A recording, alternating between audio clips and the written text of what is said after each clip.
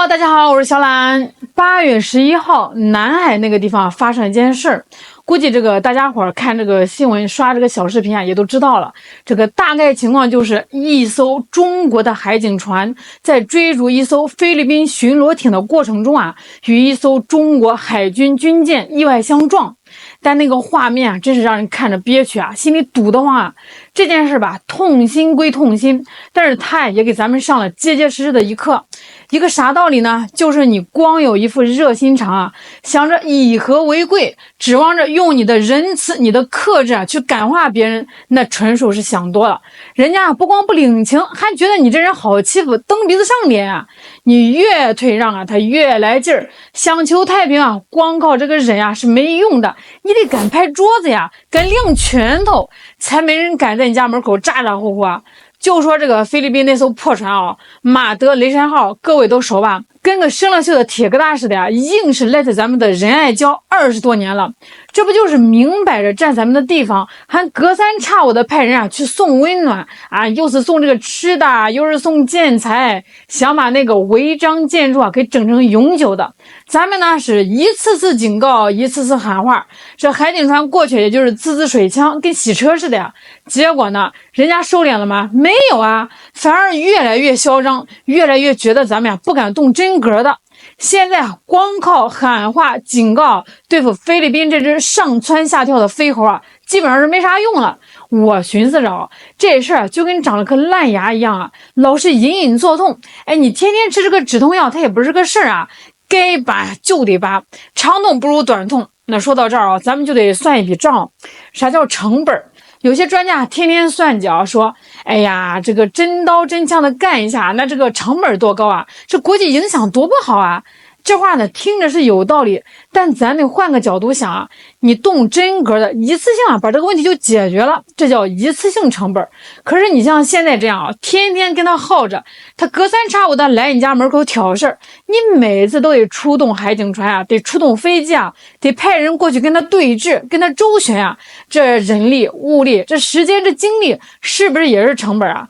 他今天来一下你应对一次，他明天再来一下你再应对一次，这种没完没了的被动的克制的防御啊，这种持续不断的擦屁股式的处理啊，它也是成本啊，而且是无底洞一样的持续性成本。咱们老祖宗说的好，该出手时就出手，那破船啊该拖走就拖走，实在不行啊弄沉了当个人工鱼礁，也比现在这样恶心人强啊。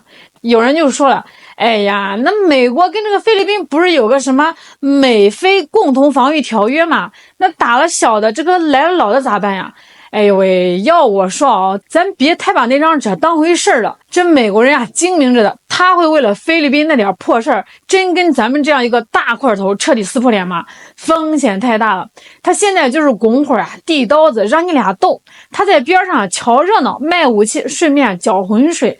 你真以为他会为了那艘破船啊来跟你拼命啊？他才不傻呢。咱们自己啊也得有这个定力啊，不能被他那一张纸啊给吓住了。所以啊，南海这个事儿啊，我觉得它是个转折点，它会让咱们明白啊，这个老办法不好使了，得换个活法。接下来咱们在南海怎么对付菲律宾的挑衅啊，估计啊会有一次大的调整。所以啊，那些飞猴们也别高兴的太早了，真把咱们给惹毛了，咬他们裤的时候，这事吧还给咱们提了个醒啊，叫什么树欲静而风不止。那很多事情啊，不是你想怎么样，它就能怎么样的。你不能总用自己的主观想法去安排这个世界。这就让我想到了另一件更重要的事，台湾问题。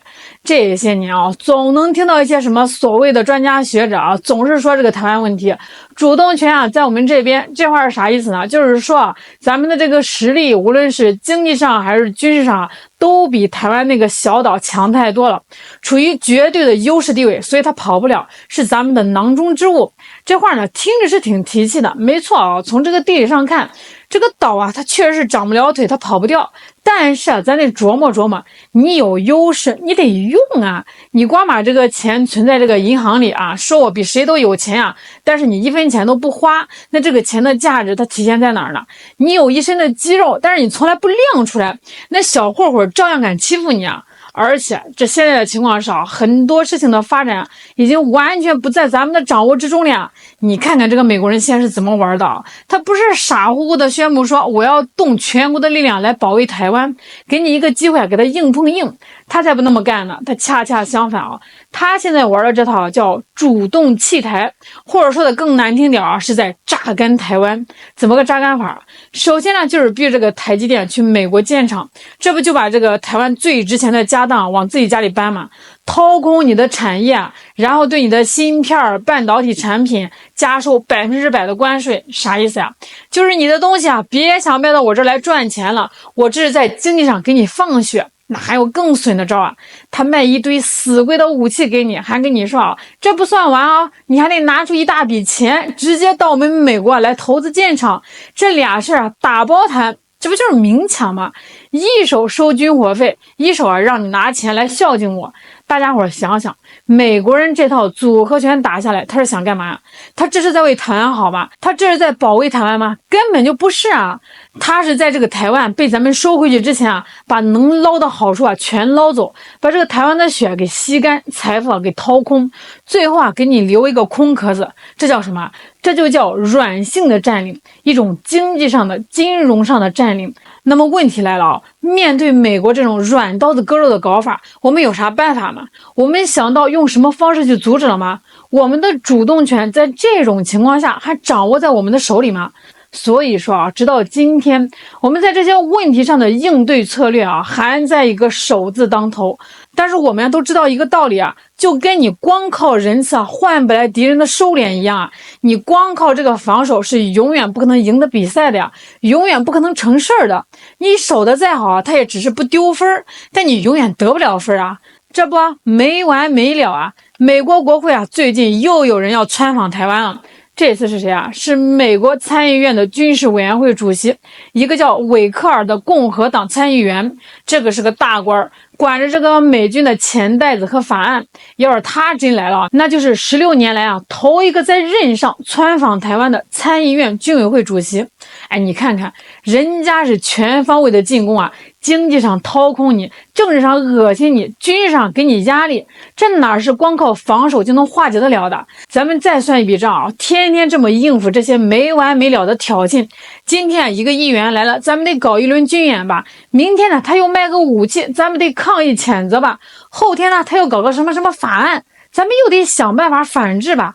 这些直接的间接的成本这一年年加在一起那会不会比咱们下定决心一次性把那个岛收回来的成本还要高呢？我看还真不一定。而且不光是这个南海的菲律宾，东海那边也不太平。最近日本媒体自己捅出来一件事，说是1年多以前他们有艘驱逐舰叫梁月号开进了咱们的领海，当时他们嘴硬说是误入。哎呀，不好意思这个导航坏了，走错路了。这话谁信你家开着那么大一艘军舰上面全是什么雷达声呐，跟个瞎子似的，能开错路你骗鬼的吧？这事后来被岛内一个退役的海军舰长叫吕礼师的给分析透了他说这个日本自卫队那艘船是掐着点去的。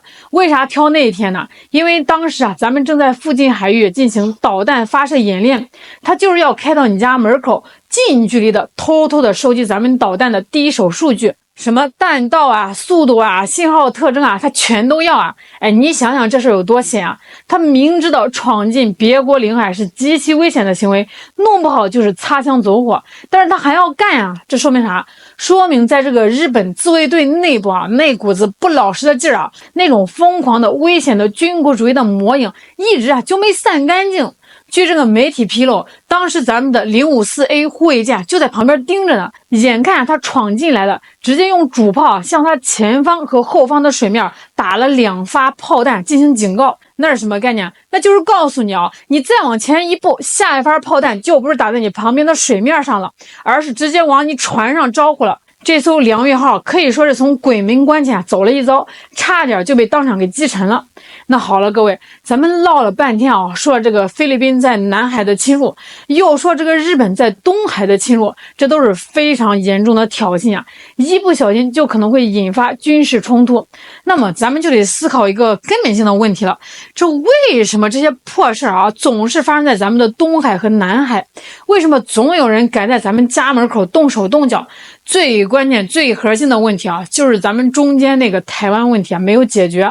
台湾问题的存在就像一个锚点，一个巨大的定位器。所有这些反华势力啊，这些想在中国身上占便宜的国家，都把这个锚点作为他们的战略支点和搞事的借口。换句话说啊，如果这个台湾问题解决了，会是怎么样啊？你想想那个画面。台湾岛，特别是它的东部，直接面对着广阔的太平洋，那里啊就成了咱们人民海军走向深蓝的前进基地。咱们的航母、咱们的军舰从那里出发，直接进入大洋，整个西太平洋的战略态势将彻底改变。到了那个时候啊，你觉得这个菲律宾还敢派个破船来碰瓷儿吗？借他2个胆他也不敢哦。你觉得日本的军舰还敢误入咱们领海来搞侦察吗？他敢来，咱们的飞机军舰分分钟就给他围起来。所以说啊，这个台湾的战略价值是任何东西都无法取代的。想要一劳永逸的解决咱们在西太平洋的战略安全问题啊，让咱们安心谋发展，唯一的办法啊，就是彻底解决台湾问题。你再看看这个岛内啊，一些什么所谓的蓝营人士还在那做梦的，说这个台湾啊不能交出去啊，我们手里还有2张牌，一个是军事，一个是外事。哎呦喂，真的是太天真了！就凭你那点军事力量，在美国人眼里啊，就是个提款机啊！你那点外事啊，在国际政治现实面前啊，更是啥也不是呀！所以啊，绕来绕去，所有问题的根源都指向了台湾。解决台湾问题啊，就是当务之急，是重中之重，没有任何其他战略可以替代它的重要性。好了，今天就给大家聊到这儿了，欢迎大家在评论区留言哦，咱们一块儿讨论讨论。我是小懒，我们下期再见。